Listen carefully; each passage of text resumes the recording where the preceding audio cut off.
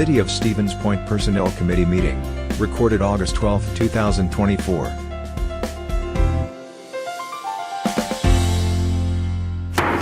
We'll call the Personnel Committee meeting to order at 7, looks like 35. 7, Note that close 3 enough? is pulled. Yes. I got I've got a note. 7:32. but- 7:32, okay, we'll go with that one. Sandy, can we get a roll call? Alder Nemon, Here. Alder Broderick, Here. Alder Lang, Here. Alder Guthrie, Here. Alder Steinmetz. Here. Okay, first item on the agenda are the requests for known 2025 out-of-state travel. That's something that the Personnel Committee does every year routinely, is approve out-of-state travel requests for departments. So we've got those in here somewhere, I think. Yeah, Which you is real look little. at pages like 8 and on. Yeah. 4. Let's see. Right after the summary. Where did they go? Third page. Oh, Yeah. okay, starting on page 5 here in the packet, it looks like. So we've got one from Park and Rec, we have one from Community Development, we have one from the Police Department, we have one from Personnel and Public Works, Fire Department, and the Mayor's Office. I guess not, maybe not the mayor. Not the mayor, that's a different thing. Joe So I think we probably can take these all together as one item. They're generally provide training opportunities for staff. That's usually pretty good. So any discussion, or do we need a motion before discussion? Robert's rules say you need a motion before Okay. discussion. So. I don't always agree with that, but I'd move you get to set the approval. rules. It doesn't seem to be all that controversial. I would entertain a motion to approve. Good. I would move approval. Okay, by approval by Alder Lang, second I'll second. by Alder Broderick. Comments? On page 9, you have a request from Director Badoon, Director of Public Works. About halfway down, one of the offerings is the Institute of Public Works Engineering Australia.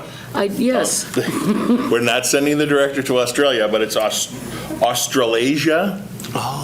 It is an Australian-based company, but they frequently do things, according to the director, in the United States and remotely. So just a note that it's Australasia instead of Australia, and we will not be sending him down under, mate. and I was going to go along as a member of the Board of Public Works just to make sure, darn. Any comments from the committee? Questions from the public here? I think this is something that's really important to keeping our staff at the top of their game. So this is integral to how we operate as a city. Yeah, I agree. I think it's really important. You can get all the latest things, interact with people, and make contacts that you never know down the line might pay off. Alder Steinmetz online, any comments or questions? I think it's great that we're able to support staff in this venture because they do so much to support us throughout the year. Anybody else? Audience, one last time? Okay, we've got a motion to approve. All in favor would vote by saying aye. Aye. Aye. Opposed? Hearing none opposed, the motion carries.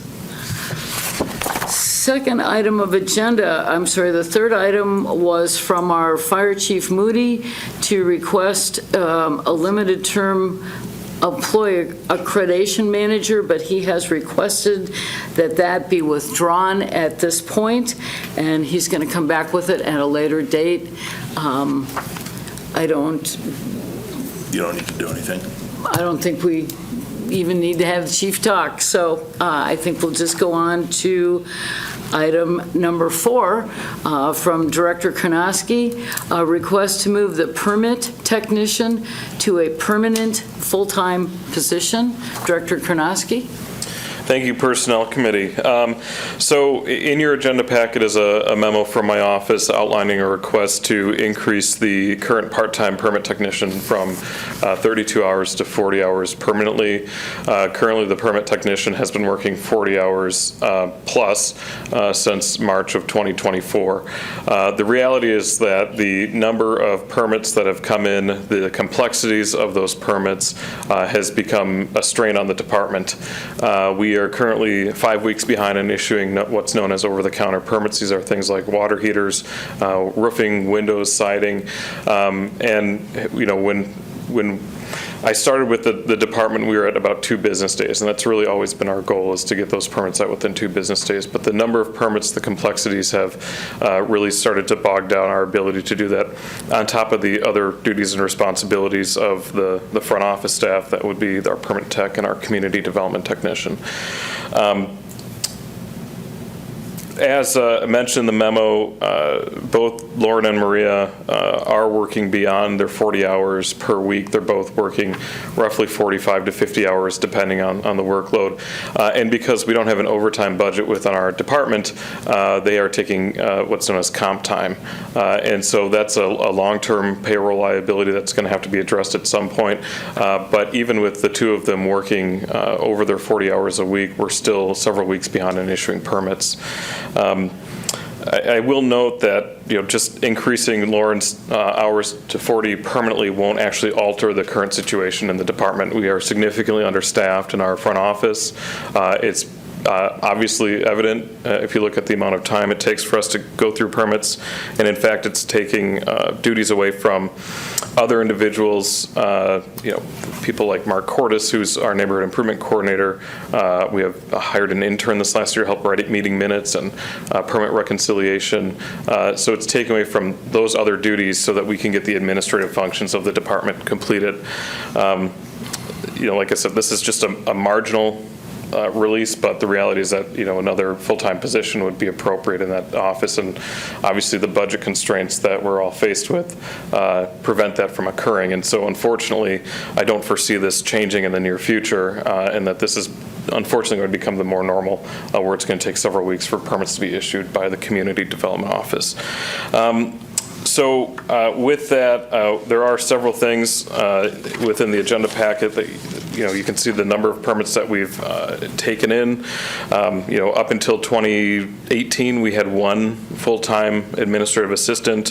In 2018, we hired 1 part-time administrative assistant at 20 hours a week, and I believe it was 2020 or 2021 we bumped the other administrative assistant, now permit tech, up to 32 hours per week, just because the number of permits has continued to increase. It is a pretty marginal impact, about $14,000 annually. There's been a lot of discussion how to offset that cost, whether it's increasing permit fees, charging for an expedited permit cost, or reallocating some of the funds within the department. Per discussion with the mayor and the comptroller, they believe approving a budget amendment for 2024 is the most appropriate, and then providing an allocation for 2025 after we've evaluated all those various options. We're also looking at a few other things, including, what permits, may be redundant or not necessary that we could take away. Those are pretty marginal. I mean, you might get 30 or 40 of those a year, those less common permits that aren't necessarily needed. But everything is really tied together, and it's really important to note that, like, the building inspection division is an extension of the state, right? We enforce state ordinance, and so we're limited in what we can do in terms of reducing the number of permits required within the municipality. So I would ask for approval of increasing permanent hours for the permit technician position. I'm more than happy to answer any other questions you folks might have. Anybody? Audra Guthrie. So I think I'm understanding that this won't solve the current crisis. It's just sort of getting someone up to numbers so we're not leveraging that future comp time situation that's currently rolling. And then am I hearing you correctly that for 2025, for that budget, you plan to propose recommendations, including maybe upping the permit cost that might gain revenues to hire more staff, for example, or something like that? You're planning to propose something a little bit more effective in addressing the substantial situation for that next budget? Yeah, and it's important to note, I mean, our permit revenues go to the general fund. They aren't earmarked specifically for the community development office. Our revenues have ranged anywhere from 300,000 to 400-some thousand, and we try to always hit about 350 or 360,000 a year in permit revenue. We haven't hit it the last, I think, year or two. Although our permits have been up, the number of commercial projects have been down, and that's really our bread and butter is commercial project and permit revenue.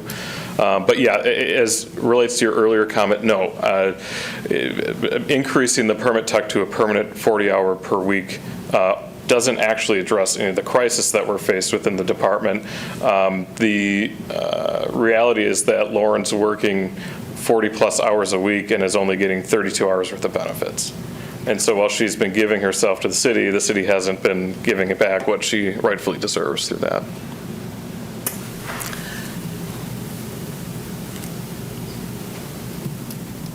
Well, I'll just add that I'll look forward to seeing some creativity or cross-departmental conversations, proposals to recapture some of that revenue and put it towards the situation that is not a good service for our contractors, for our community members, and I know you will partner, right, with others to come up with some creative solutions, and I can't wait to hear them. Thank you for this proposal today. I'll be supporting it. Any other comments questions from the committee members? You have someone who raised their hand here. I don't know who this is. Oh, that's Maria. Hi, it's my nicknames. Gotcha. That's Maria Moore. She is. Marie, did you want to say something? Yeah, I would love to say a couple words if I could. Love to hear. That means go ahead. Okay, I just not usually on the side. Maria Moore, community technician. I've been with the city for, I think this year would be 8 years. So I started in 2016 under Director Ostrowski. My chance here. Please. But basically, this isn't a new situation that has occurred this year. We've been kind of going through the motions of trying to deal with being understaffed since I came on. The reason why the now permit tech position exists is because of the same reason. So the reason why Lauren's position was created was to offset the burden of my position at the time, which was secretary. So it's been an ongoing situation since then. The last time that Lauren was increased permanently, again, we were facing another crisis similar to the one that we're facing today.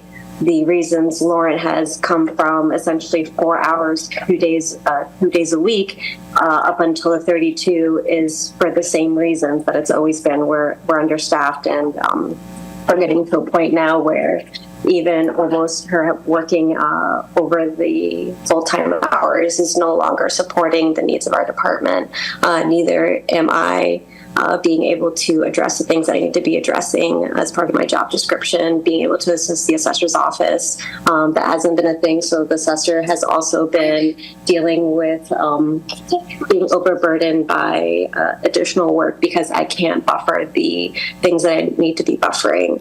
But I just kind of want to mention that, again, we've managed to kind of stay afloat the last couple of years because it wasn't completely unheard of for me to be the last vehicle in the parking lot.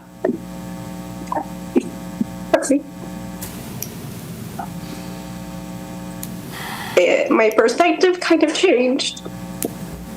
Before it felt like a hustle. Like I was just trying to do my best.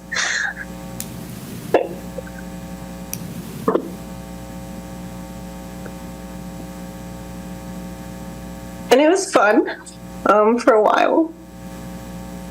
But then my daughter was born. And I remember her crying tears of joy because I was sitting on the couch with her when she came home from daycare instead of being at work. And that's when I realized that I couldn't do it to myself anymore, and I couldn't do it to my family. And I know a lot of us work long hours, and everyone in the department right now really cares about what they're doing. You know, we're not there, of course, yeah, it's a stable job, but, you know, at a certain point, it's not worth it. Physically, emotionally, mentally. You know, I'm not embarrassed to say that both admins, myself and Lauren, have since become medicated since working at the city. Hold on, baby. I'm coming. It's just something that we've needed to offset the stress. We both go to therapy actively, amongst other things. And I know we don't have the money for anything. Right? We hear that a lot. But I don't know what else to tell you. We can't do it anymore. There's really not much to say. We could use a whole full-time person, and even then we would have enough work to probably fill 4-time positions. But it doesn't feel like we're getting anywhere. You know, we're no longer just thinking we're, you know, we're on a body rescue mission at this point. You know, we're not really, you know, to say that we're drowning would be better than what we're doing right now. Feels like we can't really stay afloat. We're not able to serve our residents effectively anymore. We're constantly missing things, so it doesn't feel like we're really making any difference working there or not. But you know, with me and Lauren working there, we come with a lot of institutional knowledge. You know, I've been there 8 years, she's been there 5. So, you know, if we were to leave, that becomes a giant burden. Now suddenly people, yeah, I mean, you know, me being here, sorry, I've been trying to be on vacation, so a lot of my thoughts are scattered right now. But I have a young family. And, you know, the first couple of years that I was here, we went through master's transition. So that's been something that we've constantly been dealing with also. Changing software systems, changing entirely the whole department. I am the second senior person in our department, and I've only been there 8 years. The other one being Hamid Christensen, who's our building inspector, who has been there 1 more year than I have been. So it's essentially an entire new department, including the director. But during that time, I feel like the people that have come into the department are very dedicated individuals who really care about what's going on. We address everything to the best of our ability. You know, we become a gentler, kinder department in terms of how we deal with the public. We try to be a resource as best as we can. Sometimes I feel like we do go above and beyond what we're required to do, not because, you know, we get paid extra or anything, but we really do care about this community and the type of service that we provide to the residents. So not being able to provide that is very difficult. It just doesn't feel like we're doing a very good job. Not for a lack of trying, of course. But with that, you know, I used to be the youngest person at City Hall. That is no longer the case, and I am in my young 30s. And we are having another wave of retirement this upcoming year. So what does that mean? You know, the more we go into this year by year, the younger people we have. Not to say that, you know, we wouldn't hire anyone, but all the folks that have been working there are lifers. They've been here 15, 20, 30 years, amongst many of them. And the people that are coming in now are younger, and a lot of us are starting to have families. So what happens, you know, on days that we have sick kids. It's now a huge burden where we're already understaffed, and my kids got a cold or a fever, and now me having, a personal life and a family is a big burden to my employer and to the residents of the city. It makes me, and I'm sure other folks feel the same, it makes it really hard to work for this employer where you are not having staff. But I don't know, it just seems like a lot of back and forth, but that's pretty much it. I just wanted to say my piece, and anyway, I'm done. Yes, honey. Thank you, Maria. Thank you, Maria, for that. I have to say, I think we have some of the best employees around. I think it's a certainty. Yeah, really. Especially the department directors having to do with what we can afford to budget. I have one question, Director. If someone doesn't get a permit, how does that affect, what kind of repercussions? I know, can the work not start? Is that? Right, the work can't start, and if anyone's tried to get work done on their home in the last few years, it's a very long, complicated process, and unfortunately, the department's inability to issue permits in a timely manner is impacting the residents pretty significantly. If you've been asking for a water heater or window replacements and your contractor says, I'm ready to go, let's pull a permit, and we aren't able to reasonably issue that permit, you may be pushed off until later and later and later, and then prices go up. So it's a real problem. Just to talk a little bit about the string theory is that, the assessing department also is part of the community development department. Our assessors can't update property records with permits that have been issued because we haven't been able to reconcile the 2023 permits yet. And so as we go through the process of getting into the next tax cycle and the assessment cycle, it then puts a burden on the assessment staff because now they're manually entering permits that should have been manually entered 6 months ago.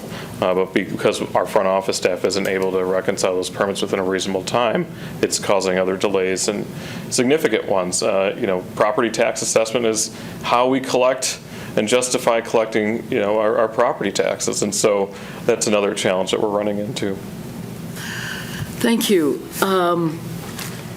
Any other questions before Director Karnosky leaves? I was curious too, how does this affect our net new growth? Like, everything's tied to net new growth. If we're, basically at like a loggerheads, like it's just stacking up behind that, how far behind are we on permitting for like net new construction, those sort of things? Yeah, we're 5 weeks behind, so we try to be a little bit more diligent on the commercial end because that's historically been our bread and butter for net new construction. Those permits still can take 2 to 4 weeks depending on the permit review process. Anything under 100,000 cubic feet we can do in-house. Our architect, Jimena Christensen, on staff can review that in-house, but anything beyond that has to go to the state for review. That process alone has really started to bog down our ability to issue permits. We have to wait until we hear from the state to issue the permit. And then once we get that okay, it's still, a week or two after that point. So it could take several weeks for commercial permits. Okay. So if I'm hearing you right, everybody's cost of living is tied to our ability to get these permits out of that department so we can get new things built. Is that how? That's a very simple way of putting it, yeah. Yeah, okay. Thank you. Alder Steinmetz online, any comments or questions? Director, I know you mentioned that some of these regulations and permits come from the state, so we don't have a lot of flexibility. Do we have any flexibility in the complexity of the permits? Could we simplify it to make them easier to process, or are they kind of standard cookie cutter? No room for creative freedom. We've done a number of things over the last few years to help streamline our permits. We've actually implemented a new software program called GovPilot, which is a much more simpler way for our permit staff to issue the permits. It takes half the time to issue a permit out of GovPilot than it did with CityView, which was our former software company. So we've done that. The actual permit itself is fairly straightforward. There's 4 or 5 sections: electrical, plumbing, your contractor building. You fill it out. It's one sheet. You submit it, and that's where we're seeing some of the delays. Is if you don't submit online. And you submit in person, obviously we want everything in one system, so we're manually entering those physical permits into GovPilot themselves. But, like the online permits, I believe we were just getting through early July in terms of issuing those permits, and those are the ones that are submitted online because of just the amount of online permits that we're taking in. Any more comments from the committee, and I'll open it up to the floor. Comments? Firstly, I just want to say thanks to Maria for sharing a deeply honest and vulnerable perspective with us tonight. I think it's easy for us to sit up here and talk about being understaffed and being backlogged and forget the very real human cost of that too, especially folks with families who are not able to come home on time. What I would maybe like to see us investigate is how much we would need to increase the costs of these permits, or even like certain classes of those permits, to be able to fund an entirely new position. I mean, I think given that this is such a public-facing service, I think a lot of folks would probably be willing to pay a little more if they are able to get their permit completed in a couple of business days instead of 5 weeks. There's obviously a very real cost to that too, including a financial cost, working with contractors, et cetera. So I do think we should look at maybe cost analysis there into what it would take to look at adding another role here. Thank you. Okay, I know someone from the audience wanted to make a comment. Name and address for the record, please. Hi. Lauren DeLaunay, 4508 Terrace Lane in Stevens Point. So some of you may know me. My name is Lauren. I'm the permit technician for this department. I have worked for the Community Development Department for about 5.5 years, nearly 6 years now. I started in January 2019 as a part-time employee at 20 hours a week. For a brief time, my position was increased to 22 hours a week for about 8 months. And eventually, I was bumped up to 32 hours in July 2020, primarily due to increase in work volume, as Maria mentioned, where it has remained since, other than the exception of providing full-time coverage for about 3 months during the maternity leave of our community development technician, Maria Moore, in 2020. So just want to highlight, this is not the first time that I have worked full-time hours for a period of time and have not received full-time benefits. If I start to cry, it's only because Maria made me cry, just FYI. I'm the last staff member to have been added to have increased the size of the Community Development Department since 2019. Our permitting numbers and general revenue have increased every single year, but we have not brought on any additional staff members to handle the needs of the growth of new development or volume of work in our department that has increased over the last several years. Our department reorganized and reallocated funds after the retirement of our wonderful assistant assessor, Sharon Patoka, which many of you may know as well, have known, to bring on our economic development specialist, Chris Claysmith, whom we are very lucky to have. However, this did not increase our size of staff, it only maintained it. We have always tried to make do with what we have had because we've had no other choice. We are at a point where this is not only unsustainable, but it has been made a challenge to adequately do our jobs and effectively serve the needs of this community. This is not something new. It has been an issue every single year that I have been here and has only gotten increasingly more challenging and more frustrating. This year in particular has posed some exceptionally difficult challenges. We have been down a full-time inspector for the greater part of this year, causing the burden of scheduling, drafting correspondence, and logging inspections due to the contracted nature of the work to fall on administrative staff. The mild winter, while appreciated by many, put us into the throes of an early busy season since February that we've been trying to gain our footing from ever since. The front office staff Myself and Maria, again, permit technician, community development technician, responsible for permitting and operations, have struggled to keep up with the administrative needs for processing permits, responding to inquiries, emails, returning phone calls, voicemails within an appropriate time frame. The level of work and high volume of intake has consistently put us several weeks behind in permit issuance, as Director Karnowski mentioned, and some days we have only been able to do intake. This does include several large-scale commercial developments and remodels that often have tight deadlines and turnarounds.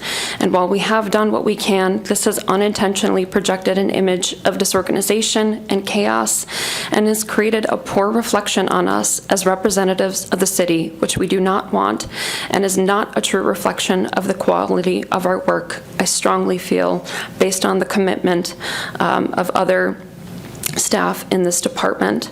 Several staff have made adjustments, including taking on responsibilities outside of the scope of their duties, delegating to admins and other departments with lesser work volume to ensure that our department is able to stay afloat. But this is not a permanent solution, and we can only make this work for so long. In addition to front office staff working 40 hours a week, we are often working through our breaks and lunches, working beyond the 40 hours as hourly employees, accruing comp time, again, as Director Karnowski mentioned. Some days we're staying as late as 1 to 2 hours past our closing time. The front office staff has described to Director Karnowski on more than one occasion, and also Maria mentioned, that we're no longer drowning. We are at the point that has become a search and rescue. That may seem like a grim metaphor, but that's because it is intentional, because I want to express the gravity of the situation, of the nature that we have been dealing with. And I do want to reiterate, this is not an ask for something new. This is to emphasize that this is only to solidify what we have been doing with the resources that we've had available to us. I am an 80% employee. I've been working 40 hours a week as a 32-hour employee without full-time benefits since approximately March to April in order to meet the needs of the department that has been beyond at capacity for months. To my knowledge, I'm the only city employee that has been working full-time hours for more than a seasonal or quarterly period that does not have the benefits of a full-time employee. This precedent cannot and should not continue for this role or any other similar role. If I were to return to 32 hours a week, that would only put us further behind and continue to perpetuate this cycle of inadequate staffing and lack of support. I simply cannot return to trying to maintain a 32-hour work week with the expectation of a 40-hour work week, a 40-hour work week employee output. I've tried. It does not work. And it is incredibly defeating. All of us work in this community, and most of us live here. We all have the same goal, that we want to serve the community the best and most effective way that we can. It has been an honor and a privilege to serve as a public servant in the capacity that I have for the last nearly 6 years. But honor and privilege only goes so far. It does not provide adequate staffing and resources that we desperately need. It does not meet the needs of this department, and it does not begin to touch on the overloaded staff that has worked so hard and yielded so much growth in this community in the past several years despite these challenges. We deserve better, and so does our community. I strongly encourage you to bump this position to full-time to maintain the minimum needs of what we have already been doing. And while not on the docket today, I also strongly encourage your consideration for adding staff to this department in the future. All of us just want to do our jobs to the best of our ability and serve the community the way they deserve to be served. Making this position full-time is not a resolution to meet all of the needs for this department, but it is certainly a start.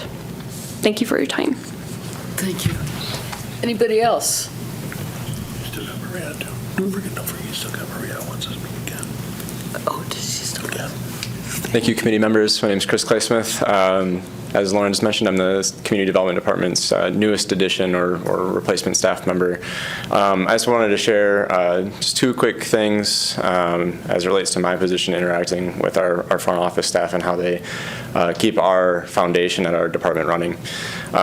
First and foremost, I operate and help manage several of the city's residential grant and loan programs, both of which interact very frequently with our front office staff, and in order for us to serve residents at a very quick manner, and our contractors who are serving those residents make sure that they are compensated and all of the work is completed to high quality, relies on our front office staff. And so want to express my gratitude for our front office staff, and the importance to those programs really comes down to them. Secondly, as the a staff member at the department that's responsible for updating the city's comprehensive plan and thinking about future growth, Director Karnowski did a fantastic job outlining the number of permits that the department has been processing as the city continues to grow and manage. Just wanted to share that if you have not been following along with the city's comprehensive plan updates, there is significant residential growth expected within the city, which does come with the burden of processing those permits. So just wanted to share that with you all as a proactive measure that both reviewing this request and supporting our department to grow in our staff capacity in this request, but also in future requests, is very important. So thank you. I got a question for you, Chris. How much of your time have you been putting into just permitting? Because like you're a very specialized part of our staff. Like, what do you spend of your week? So just to clarify, I do not assist with a significant amount of the permitting. I have shared some of my staff time to offset some of the administrative burden that the department has held. I have filled in as needed, so when there is time when Lauren and Maria are taking their breaks, that I'm filling in and covering the front desk as needed. So there is a little bit of time that I'm drafting over, making sure that we're not hemorrhaging out and missing our residents when they're coming through the department. Okay. Thank you. I understand Maria has wanted to say something else. Thanks, Chris. Thank you, Alder Nebone. I know there's been a lot of emphasis being placed on permitting because it's what is most seen and felt immediately by our residents. But there's so much more that our department does that is not related to permitting. Yes, Chris doesn't issue permits, but he's been covering the Plan Commission meeting minutes since I think March. As well as the zoning administrator, Adam Kuhn, taking on the role of drafting minutes for the other many committees that we are involved in. That has increased over the past several years as well. We have additional things and directions that come from several of these committees. From the Redevelopment Authority, they want us to do outreach for our grants and loan programs that were fairly new, I believe last year. So with that comes doing mail merges and monthly mailers to, whomever for new residences and things like that. They're not really big projects when it comes down to the single task, but when you're nickel and dime our department to the point that it becomes a burden. Not that we mind doing this. We've seen a lot of success come from the programs, but there are small things like that where statutorily weights and measures, I have to build them out biannually. That's a large project, things that I haven't done yet because I haven't been able to deal or address with the current overflow of work. When Lauren and I are on an average day taking 30 calls, we miss half of them, and one call can be 2 minutes, one call could be 30 minutes while we have people coming in. And I've seen Lauren do intake for like 2 hours straight, going from a call to a walk-in, missing her break, missing her lunch. It's just, and again, because we can't close the office, so now we're having to try to come up with some time to get away from our desk, which becomes significantly harder when a lot of our staff members are specialized and they are going to meeting. Our inspectors are inspecting, they're off-site, so there's not a lot of opportunity for, us to have coverage for those breaks, for those lunches, and to actually get away from our desks. So we are grateful for when they're able to cover for us, understanding that it is an additional burden. Even, code enforcement, we take the initial call it's not something that, we all play a part in these things. It's not just permitting. It's like that is the thing that is felt most from our residents, but it's not even, one of the many things that we're doing. But yeah, it's even, code enforcement Mark Cordes, he's taken on billing, the code enforcement portion of it, which used to be an admin task since last winter, because, when he's out doing snow abatements and there's 170 abatements, that's 170 bills that have to go out, 170 cases that have to be processed, billed out, put in envelopes. Every single thing is, not a large task, but it becomes a nickel and dime situation over the course of, every day. There's easily, we can average, me alone, I know Lauren's the same, I can average 60 emails in a day going out. And then at the end of the day, I still have more emails than I came in with, even though I'm answering 60. And now we have, 12 voicemails that haven't been listened to, and we still haven't processed a single thing that day. That's just kind of where we are right now, which is, I suppose, good, because that means there's a lot happening in the city, but it's just not really sustainable. I know we're kind of going around saying the same things, but, just to try to give you guys a really good sense of like what's occurring in the department. There's a lot of things that we're putting off that we usually do that we're no longer doing right now, because we want to focus on permitting, but even that, it's really hard to focus on because we don't have the resources to be able to do those things. So yes, earlier the question is what happens with the commercial projects. When they call in, we try to drop everything and prioritize that person. I've been waiting for a permit. It's been like 2 weeks. I have the person coming in tomorrow. Okay, if I'm working on a commercial project, I'm dropping that commercial project immediately to issue this over-the-counter permit, because we want that person to be in compliance and we want them to be assured that they're able to have the contractor come in when they're supposed to be. If we're trying to deal with all issuing over-the-counter permits, trying to do just like a rush of let's focus on them today and let's do that, that means, the other emails that are coming in, they're being ignored because we've already ignored the other folks for 2 to 3 weeks. So whenever we pick something up, we're dropping off somebody else, and we're just not able to juggle everything at the same time. That's it. Thank you, Maria. Appreciate that. Anybody else? I would. Yeah. Oh, you want to go? So, I hope there's no longer a question of what's happening. No. So we didn't really talk about the why, and we're working on that. If you look in the director's memo, a lot of things are playing into it. I think Maria said nickel and diming, the little projects that take on. They have trimmed back services, but more services were given to them, as you can see in the director's memo, taking on things like Housing Task Force, Bike Ped Street Safety, Aging Community Committees, Business Improvement District, others. Their staff is being asked to just take those on, and those are responsibilities that they have done so. We've had simple things like the No Mow May. We added registration, and unfortunately, the council agreed we don't have to register anymore, to the fact where this year, the signs were in my office, so they didn't even have to go down to community development.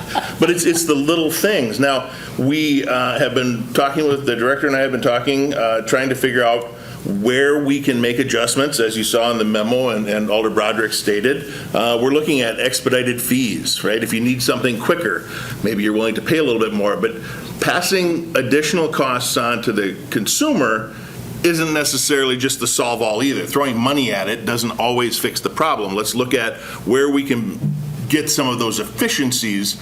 Maybe we don't take in-person permits anymore. Maybe everybody's required to go online. That'll save some staff time in manually inputting those permit applications, things like that.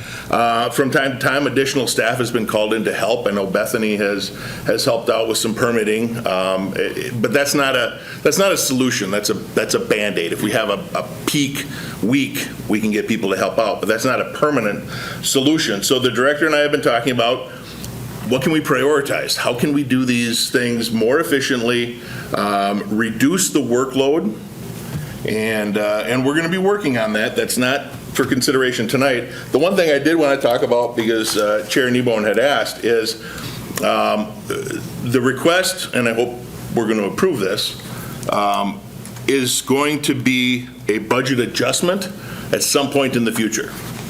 So we don't know exactly what it's going to cost. We got a ballpark number, but in talking with the comptroller, we're going to do a budget adjustment later in the year, so once we know what happens, and then we're going to evaluate all of those options with the director, talking about easing the burden, shifting workloads.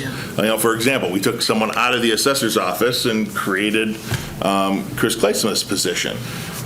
You know, I don't know that that would have even helped in this situation, but what permits can we put a lower priority on, or is there a way we can streamline those? And we're going to be working on that over the next couple of months. This gives us the opportunity to do that as we evaluate next year's operational budget, and if requests for staffing from this department or the police department or any of the other departments come in, because I can tell you that every department needs staff.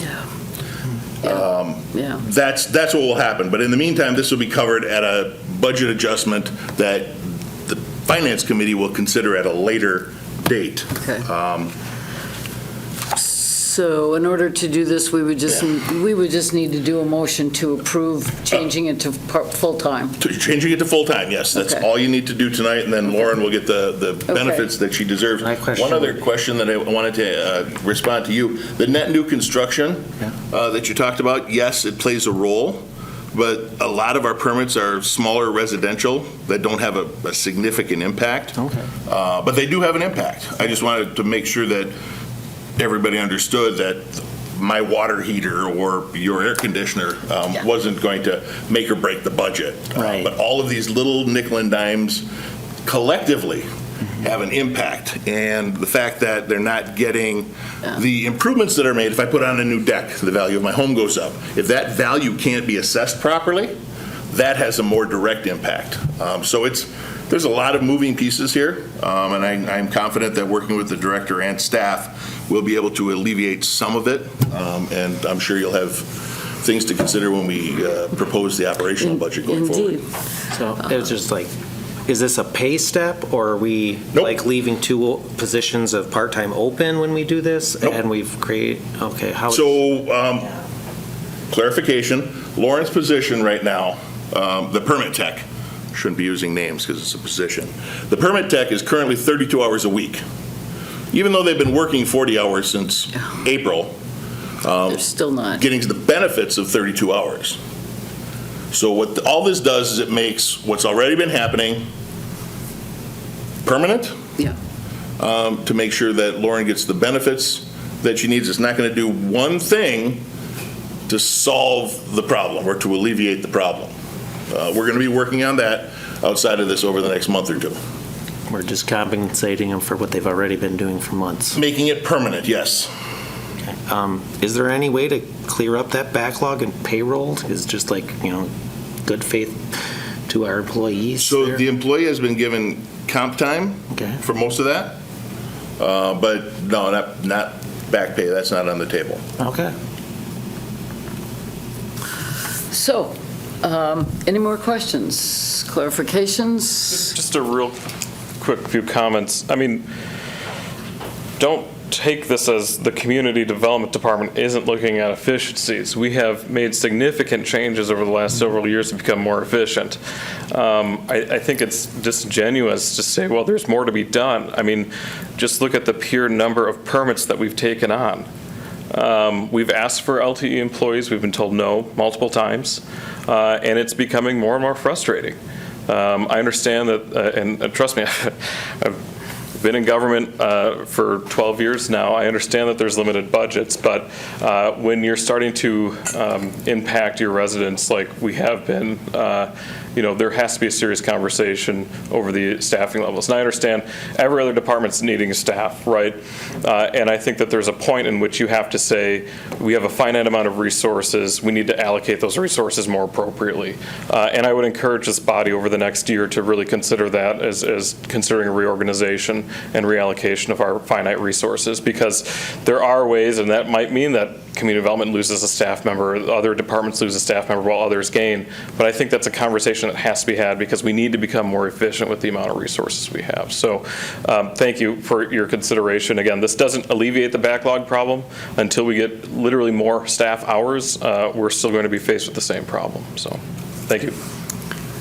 I think at least this would help you not get further behind. So, perhaps. Anyway. I have a question for this. So we have a comprehensive community development plan. I was curious, how does the human resource element fit into that comp plan? Do we have a comprehensive human resource plan for how we develop it? 'Cause as we grow, we'll have to increase staff. How does that fit in with our comprehensive planning?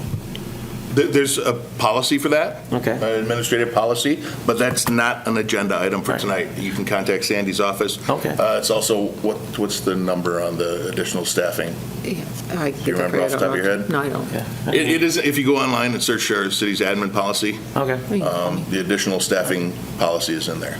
If that's something you want to change, we can look at that, but not on this agenda. Yeah, item. right. So, the question before us is to, I guess I'd entertain a motion to the question here. Alder Guthrie. I'd be happy to move the permit technician position to be permanently full-time. And do I have a second? Second. Is that from can't Alder understand Steinmetz? Okay, we have a motion and a second. Any more questions before the vote? So all those in favor would say aye.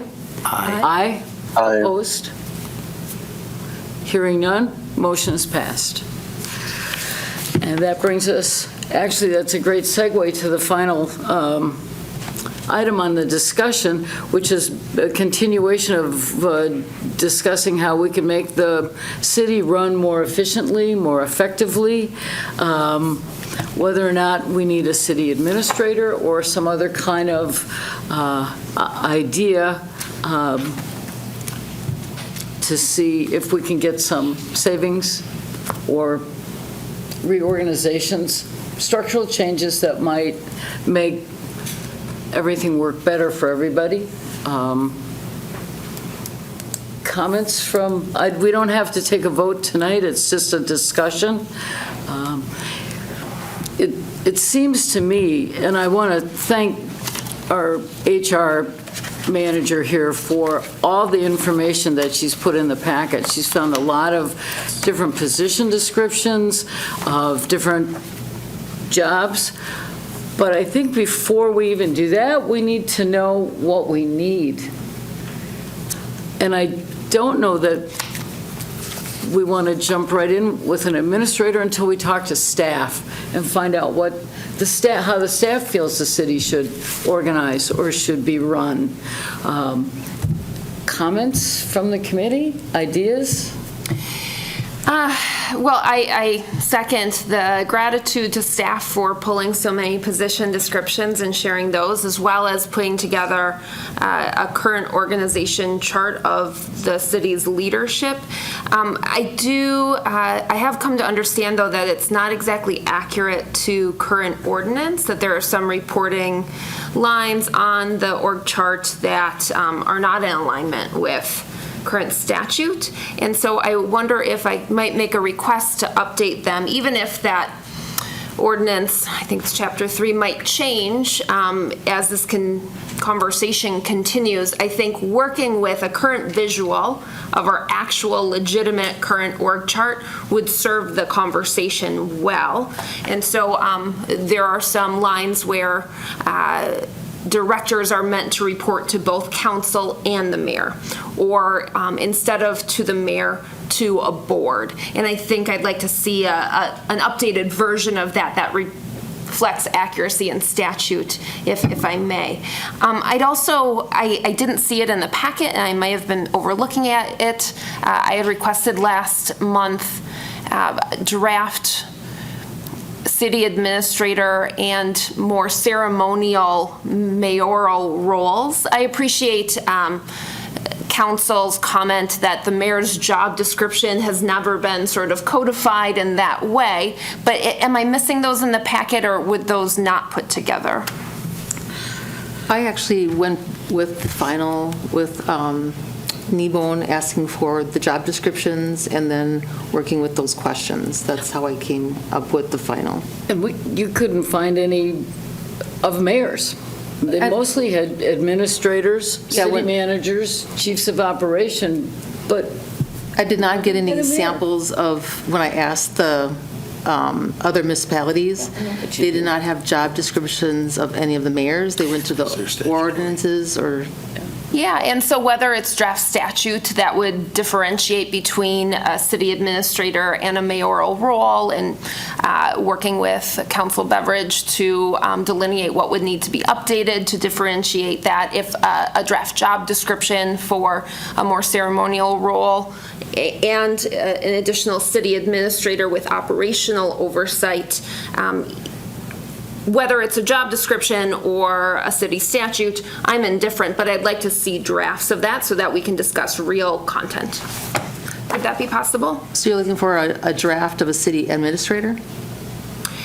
Yes, and a ceremonial mayoral position that does not do operational oversight, but rather does, what's another word for ceremonial? All of the meeting and greeting and representation and advocacy for this community, differentiated from an operational strategic organizer of the directors to address some of these cross-departmental resource challenges that today's conversation really demonstrated.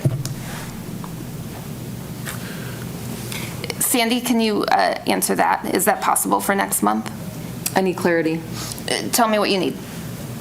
I don't know I don't have the definition. Would I have to go through all the ordinances or statutes and highlight like?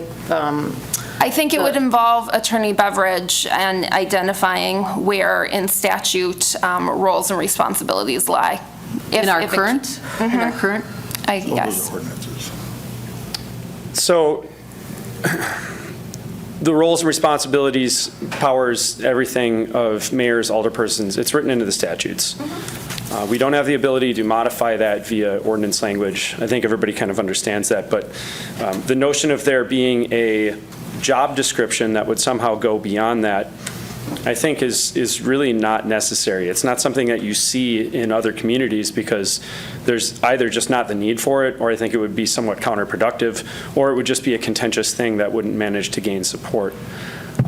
In terms of what you're saying about let's see a draft of what this would look like, here's a comparison I just thought of, which is suppose you and a partner who own a house together are considering doing an addition onto the home. Perhaps there's a perceived need for it. Obviously, it's a huge financial investment. It's a great disruption to what you're going to do. Do you feel that you would need blueprints of that potential addition in order to make the decision of whether or not to do it? My guess is most people would answer no. We can envision more or less what this would look like. We don't need to know the exact dimensions. We don't need to know the exact materials. We don't need to know the exact square footage, wiring diagram, et cetera. It will be a large task for me to draw up everything we would need to do this type of transition. I'm not enthusiastic about doing that if I don't know that there is strong support and a likelihood of it actually moving forward. I hope you can appreciate that. I know it sounds a little flippant, but I so far do not perceive there being a great will to make this change. If you want me to start to give some examples of what that would look like, I'd be happy to do some limited examples. But in terms of the comprehensive, here is everything on every city policy, every ordinance, everything we have that I think would be necessary to make this transition, I really don't want to move forward with doing that task unless there is some very clear indication that we're going to make this transition. Anybody else? I would like to find out what the department directors think first, before we even start to do something like that. I know there are some minor language changes in our ordinance, Chapter 3, but like one section, some names are capitalized, and another they're not. They're grammatical things, that's not much, and that's irrelevant now at this point. That's something for the future, but I know that Director Konoski was talking about how they have done as many kinds of efficiencies that they can in their department.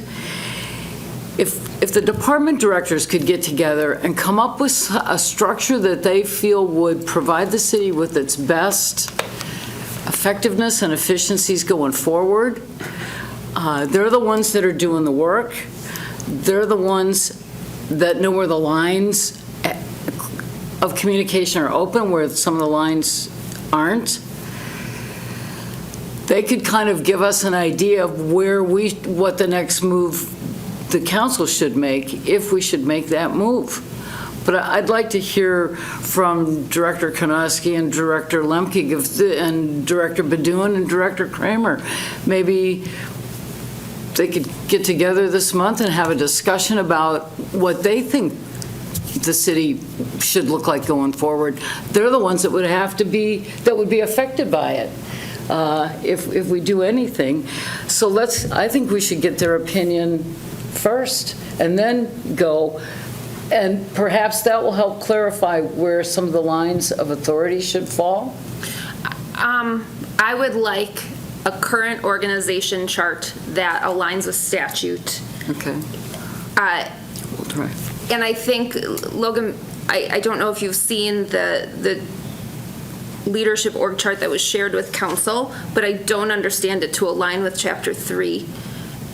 And I wonder if you were a part of drafting that, or if you might be able to lend a hand in updating it to make sure it matches statute. So when you say Chapter 3, I presume you're referring to our ordinances, and when you say statute, you mean Chapter 62, Chapter 66 of the statutes? No, I'm not trying to. Maybe. So where we can find that so-and-so is under the authority of such and such board, that isn't in alignment with what we were provided as a leadership organizational chart, and I think we should have an accurate version of that in order to have this conversation. So are you referring to the org charts that, I presume it's the ones that I saw recently from Sandy? It sounds like there's something you've seen in that particularly that you believe to be not in alignment with the statutes? I guess I'd be very curious to know what you're thinking there. So an example is that some of the directors report to both council and the mayor. In the draft that I saw, it only shows a line to the mayor. Another example is that a director is lined up to the mayor, but the statute, as I found it, I'm sorry, I don't know the chapter off the top, says that they report to a board and not the mayor. So I'm just feeling like we don't even have an accurate starting point to be able to have this conversation. Are you talking about the Board of Police and Fire Commissioners? No, I think that one's accurate. I think it was the Board of Public Works. Mayor, go ahead. Well, just for some clarification, the Board of Public Works Director did report to this body tonight. And I think the word report is what we're talking about here. Providing a report to the governing or the oversight body is something most everybody does. I believe that the word report in there is that. We provide reports to the oversight bodies. Oh. So you think the organization chart is accurate and the word report is being defined differently by you and I right now?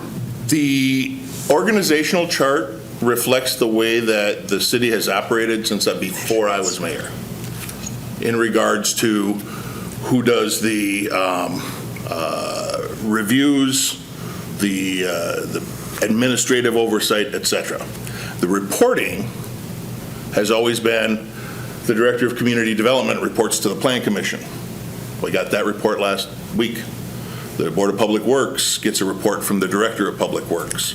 The Director of Public Utilities reports to the Board of Water and Sewerage Commissioner. as a reporting process. That's what the oversight committees are charged with. So that's the way I've seen it. That's the way I've always defined it. And that's the way it has been functioning since, again, before I was mayor. I had a few issues with it too. As reading through ordinances, it didn't make sense to me what I was seeing as a flow chart for our city ordinance. I would like to see it reviewed. I'd like to see if that's the same chart that would come out of it, because when I read through it and I looked at the chart, I had my own questions about it, but I was going to take it up with you. I just didn't get to have the time to have that. But yeah, I would have some questions about whether the organizational chart, the leadership organizational chart, is reflective of what is in ordinance. And maybe that's a question for public policy, general government, I don't know, but I had the same sort of questions that you've brought forward. I'd like to see an updated version of it. So all of the directors have reviewed that. Sandy sent it out 2 or 3 times, made some modifications. We did find some anomalies. You brought up the one about the city assessor is appointed. Oh, it says elected by. Or elected by, or something along those lines. Yeah. We haven't done that in years, ever since Carol left. We've had changes to that. So there are anomalies in the ordinances. Statutes remain statutes, but the ordinances, you supplied a pretty good bunch of questions that we're working on right now in regards to clarification of Chapter 3. Grammatical things and typo kind of things. But some of substance, and we're always looking at that. You see on the director of Public Works, every month we have a parking ordinance change because signs don't match what the ordinances say, and it gets confusing. So yes, we are in the process of reviewing your questions, but it certainly couldn't hurt to go over it again. I know there's for example, the assessor is the one that really jumped out. Director of Community Development. The Director of Community Development shall be under the direct supervision or direction and supervision of the mayor and common council. Like, it just doesn't look that way on the chart. You set the policy, though. Council sets the policy. That is direction. So it would be, instead of off to the side, it'd be underneath both of us but that's what you're saying. I understand that, but the chart does not reflect that. That's the issue. And I don't think we're having a good faith discussion if we have a visual that is not reflective of what ordinance is telling us. I mean, this is kind of... I would like to be able to have a visual to compare with other cities, because we don't have to have a flow chart for every city. Please don't do that. Don't worry, you're in no risk of receiving that. Yeah, right. That time. But to just have our own for a city, for our city, just as a visual, I would love to be able to have that as I go through the other ordinances and do a compare and contrast and see how they've organized either under a city administrator or how they're under a mayor. That's basically all I'm asking is to get that chart updated. There's a few things in here that just don't make sense to me on a visual as I read through what we have in Chapter 3. And I take the mayor's point that in functional day-to-day operations, for as long as you have been in your position and perhaps for as long as directors have been in their position, this is how it looks and feels every day. But if it's not reflective in the codes that govern us, and if there's lack of alignment between that and what we are shown by HR to represent the current status, we are starting from a deficit. I would love for it to be accurate, even if we plan to make some minor or major changes. It would serve the conversation well. I'd be so grateful. Sandy, you and I can sit down. I'll volunteer to come in and we can look at the statutes and the ordinances, and we can start to draw some boxes and see if we can make some sense out of it. I would like to ask the department directors to give us something. What do you guys? How do you guys see the city being organized? If you're willing to do that, not necessarily.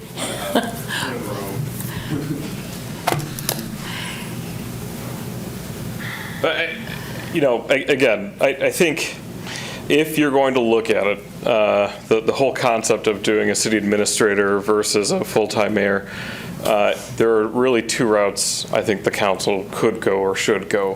One is either hire an outside consultant to do a full analysis and get a non-biased opinion on what this could look like. The other option is you could direct, I suppose, your department heads to put our heads together to come up with some type of analysis. That would be, just from a department head standpoint, the most sense. I mean, trust me, after this last hour, I don't want my department to take on any more additional work, nor do I want to take on any additional work. But I do think there's some value in finding either a consultant that can do the full analysis, or directing the department heads to do something to put this together collectively. But to ask what we would prefer tonight, I don't think I could reasonably provide that to you.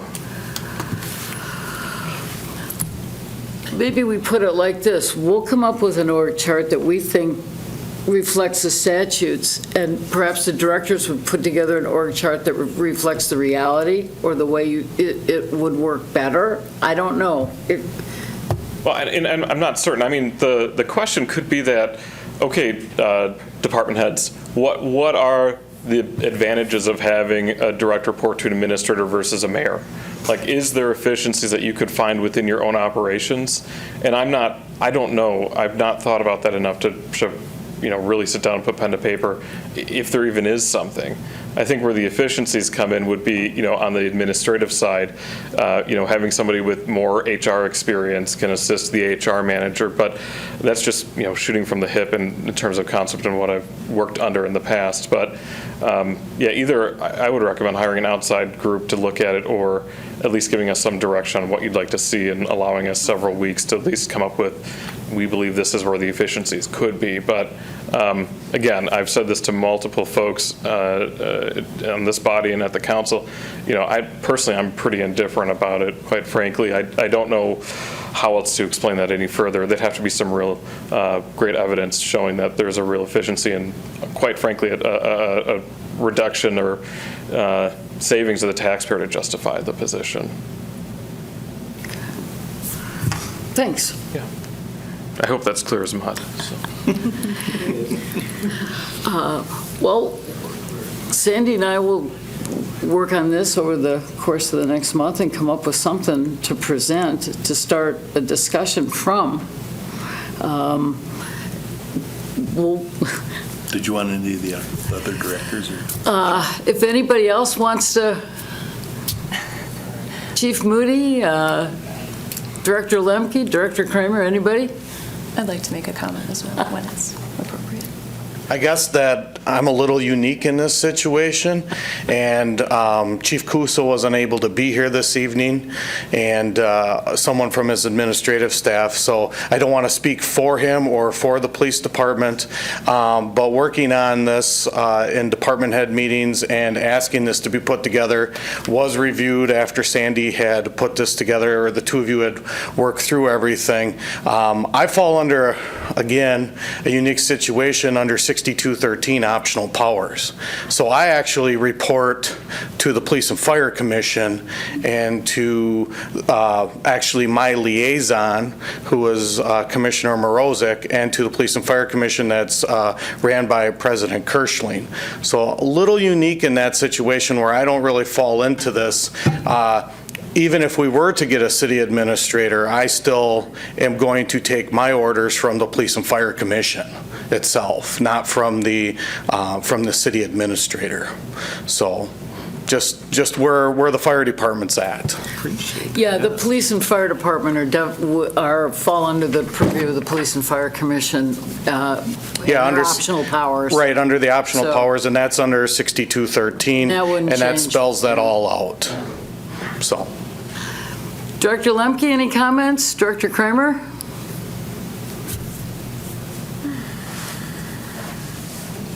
I don't know if I have anything productive for you right now. One of the things that I'm a little, as I sit here thinking, like, what's going to help with the conversation, right? I don't know that necessarily the lines that go between anybody on the org chart are going to change that or really clarify it. Because, you know, when we come around as a group, the structure department to department may be a little different, but we can't really act very different, right? I mean, nobody's going to put their foot down and say, you know, damn it, I report here. You know, that's not how your staff works, even though sometimes you might want to, right? And so if there's not the collaborative environment that we're hoping to always work in and that we're used to always work in, the lines on the thing aren't necessarily going to change anything. But I think what we do need to talk about is what's the goal here, right? I mean, what's the goal? So I think that it's really hard for anybody who's sitting here and as from a staff perspective to try to wordsmith something so carefully that it doesn't appear like you're heading down one road or the other, because all roads can be productive, right? That's where we need to keep our focus here. Now, are we needing to change? I don't know. Again, specific goals are important, and we can talk about those all day long, right? We could talk about, you know, just operational efficiencies. We could talk about the hiring process for somebody who leads a large organization like this. Should it be a hired person versus an elected person? Everybody can have their opinion about that. Shoot, I got my opinion on that day by day, right? I mean, I work for 3 mayors now. We could talk for a long time. So if there's a specific goal, and I would encourage everybody to just like say, okay, here's what I'm curious about your operation. You know, do you have a problem here? Do you have a problem with this? Do you not? I think educating everybody to the same level as far as what happens in our operations is probably the most important thing first, you know. And I'm happy to do that with anybody. I know we can't do that right now, you know, or probably shouldn't. But I think that's really important, because I think that some of this has a very different context in my department than it does in every other department. And I think everybody's got to have the ability to share that somehow in a way that they're not too worried about sharing it. And that is not open session. And not for me, you know, it's not. Not because I have anything bad to say, just because I ramble. Yeah. That's what I have. I was going to suggest that due to the nature of this conversation, I think it's important to get anonymous feedback. I would like all the department heads or whomever should be involved in this conversation to be able to say what they need to say without having their name attached to it, because I think it's clear some of the comments we're getting tonight are politically minded, and perhaps some folks are feeling like they are not able to be as honest as they might like to be in a closed-door conversation in a different forum. So there may be implications there based on open meetings law. I'm not sure. However, I think that anonymity is important to get the true honesty that would benefit this kind of conversation. That's a good point. Just an additional thing I wanted to share, and it's kind of tricky to articulate, so I'll do my best. I've been involved in city government for a good amount of time now, and there's this refrain I've heard a few times in a couple different contexts. So this goes across different councils made up of different people, so it's not about any individual, it's just a common theme that I see sometimes when various topics come up. And it's this notion of the council is the ultimate authority. What exactly does that mean? But always wrapped up in that, there's just a little tinge of the council seeming to feel like that authority is somehow disrespected or disregarded.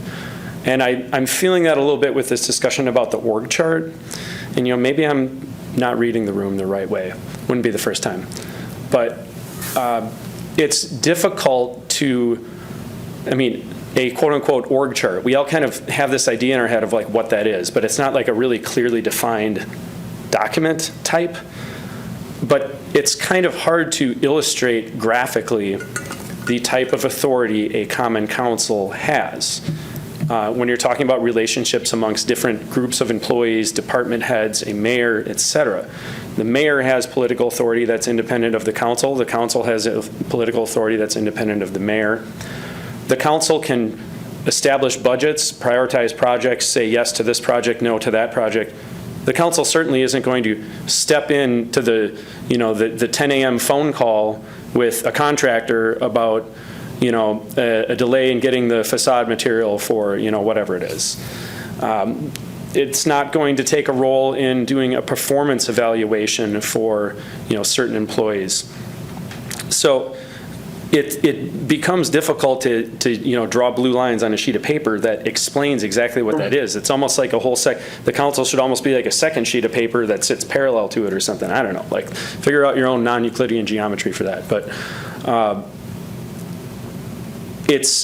I'm not sure that anything we come up with is going to really accurately describe exactly what those legal authorities are, because the way they're structured in the words of the statutes and our ordinances is not a drawing, it's not a graphic.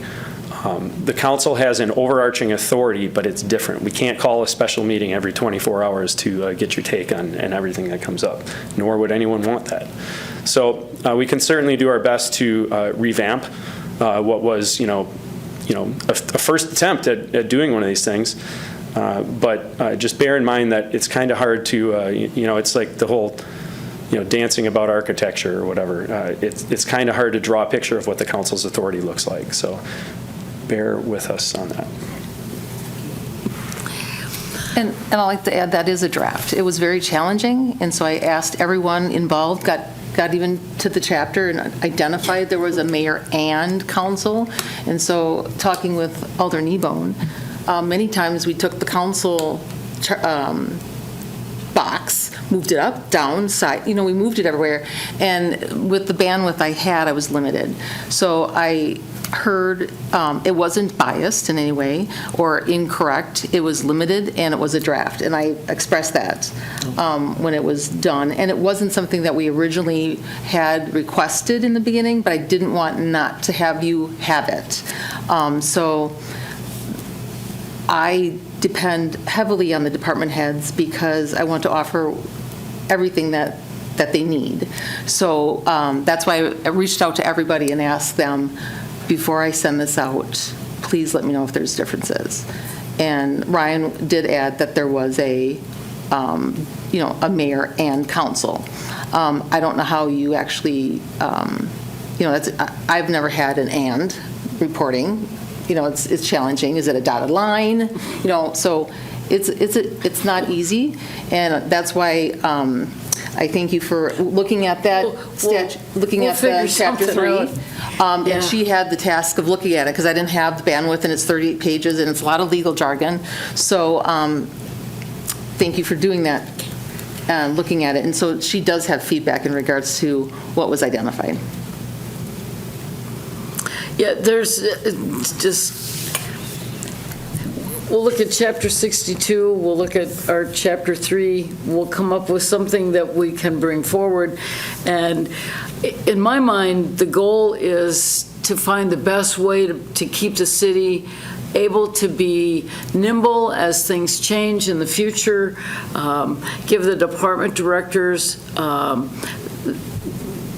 the tools they need to go forward with, whether that's a person or a restructuring, we don't know yet, but the goal, I think, is to be the best, we already have the best city staff, I think, to make them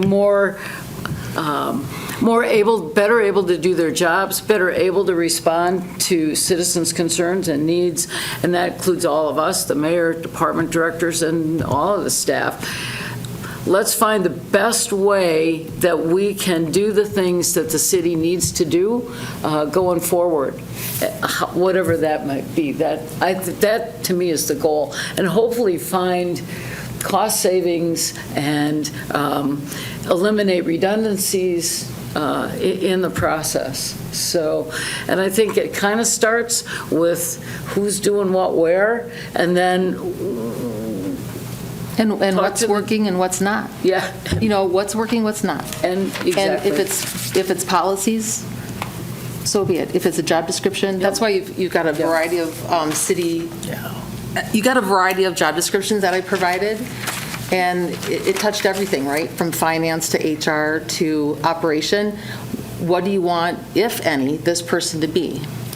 Yeah, and until we kind of know what we're doing and where we really think we should go, I don't think we can plug a person into that yet, so I think this is going to take some time. It'll take some more discussions. I know when I was first elected, one of the, no disrespect to the other departments, but if you really want a good time, go have Director Lemke give you a tour of his facility out there. It's amazing what. Wait till the cooler weather. Yeah, it's pretty hot. But check with each department director if you haven't been able to spend some time with them, and tell us what you think so we can help you guys going forward. And I think, anybody else? Yes, sir. Just a comment, maybe an echo of what Attorney Beveridge said is patience. Yes. You heard Maria talking tonight. Sandy is a department of one, handling all of the human resources needs for almost 250 employees. Her husband has been waiting diligently outside for 3 hours in his truck for her to get home. Patience. And the Personnel Committee can provide that direction. I would caution against individuals calling outside of the open meetings, asking for things that puts a big strain on Sandy, our HR manager, and quite frankly, some of the other department heads. So just exercise a little patience when it comes to those requests. Yeah, and I would be remiss to not thank Sandy for all the extra work that she put in to get all these job descriptions, came up with these questions to ask, followed through with everything we asked her to do last time, on top of all the other stuff that she has to do being a department of one. So, thank you. And unless anybody else, anybody in the audience? I'd like to say one more thing. I think that's the whole goal. That's what our directors have said, is like, what are we looking for? We're looking, I think, to have our staff positioned for the greatest potential out of that human. Is that a city administrator leading this so that there's somebody that's got like a profession that's what they do? Is it an elected person and the city decides amongst us who is our best person to lead that? That's what I think is really at the heart of this, is finding the best person for a role. And like the future of our city, is that role appropriate? That's all. Anybody else? Moving. The kids' time minutes. Sorry to interrupt, Attorney, but yes. What if, as we continue this discussion, because I agree with the mayor, I don't think this is something that should be rushed or hasty. What if we work to maybe define the goal of this position a little bit more? What would we look to achieve from it? And then we use that to, like Alder Broderick mentioned, put together something anonymous that could be filled out if that's not in violation with any of these open meeting rules, as long as the responses could be public. But if we put out like a uniform survey or questionnaire, that way we're not getting different types of feedback from different folks, we can have kind of a common denominator for this anonymous feedback. Would that be a potential jumping off point? May I, Mary? Sure. Dale, I appreciate that we need more data and that I think everyone up here would value staff input. I am not a technician of city ordinances, and I would prefer to hire a consultant to put together and administer that inquiry rather than making it up ourselves personally, because I imagine that there are best practices in doing such a thing. And especially respecting the reporting nature and the sensitivity of asking some of these questions, I worry about us making that up. And appreciate Ryan's recommendation to seek outside unbiased support in that inquiry. So along those lines, would you be wanting some quotes perhaps to do a defined study from an outside agency? So you have an idea of what something like that will cost. But you'd have to define the parameters. You need to know what you want them to do, i.e. define the goal. as Alderperson Steinmetz said. I would think it might be too soon for something like that. We don't All right. really. I just, because it was brought And up. I hesitate to spend money on yet another study if we can figure it out ourselves. Director Kramer. Yeah, I apologize. I got caught up there to get a chance to come speak. I guess that's what I would just say as we talk about study or where we go or what we do. I can tell you I've served 3 communities. I've worked in both systems. I'd be really curious to see if we'd want to gain some feedback from what the community would like to see. So, what I can tell you is the wages the council, the community supports for us directors and for some of our division heads are not to be ignored. And I think you've attracted probably the most professional people you're going to. It's the best skill sets in some of your director level positions as well as division heads. I think that's why you see some of the awards that you come through the different departments and pretty amazing talents that they bring. So I don't want to underscore the fact that you could bring an administrator in and they'd probably be fantastic, but you do have some huge assets already that other cities struggle to get. With that said, I also think before we would do something so large, we won't change a crossing in a railroad. We won't design a playground in a certain different way. We won't change the turf at the football field without really gaining a bunch of public feedback. So I would just say I'd love to do a few studies in parks that we don't do because we don't have the funding for it. We certainly know there's a bunch of limited options here for different staff. I know capital is handled completely different than our operational for staffing. But if our community says we like the way we're structured and we like the people, there's less red tape to go to a director versus going through another level. I would just hate to spend a lot of time with the attorney's office and everybody else to land right back where we are. Now, again, I don't get that. I'm not in an elected position, so maybe you're already getting it. That's great, but I haven't heard a lot of that tonight, so I think I would just recommend from the Park Rec and Forestry standpoint, we go for that. Because if you lock the 4 or 5 or 6 directors in a room, I'll tell you, you're not going to get consensus most likely. If I'm just being honest with you, right? You have people that we work well together. I think everyone is very respectful and understands that we're doing a good job, but we're also limited resources, right? So if you told me I could have a park technician or an administrator, I think you'd know what I'd probably say, right? And I think if you talk to community development about an administrative assistant or an administrator, I think that's a tough question. And in public, it's certainly hard to go through all those things. So I'll stop rambling, but I just wanted to offer that before we take that step forward on a consultant, it'd be great if we could just get a little more feedback from the public, in my opinion. Great. Yes, absolutely. Anything else? All right, hearing nothing else from anyone, we will adjourn at, 9:07, 9:03?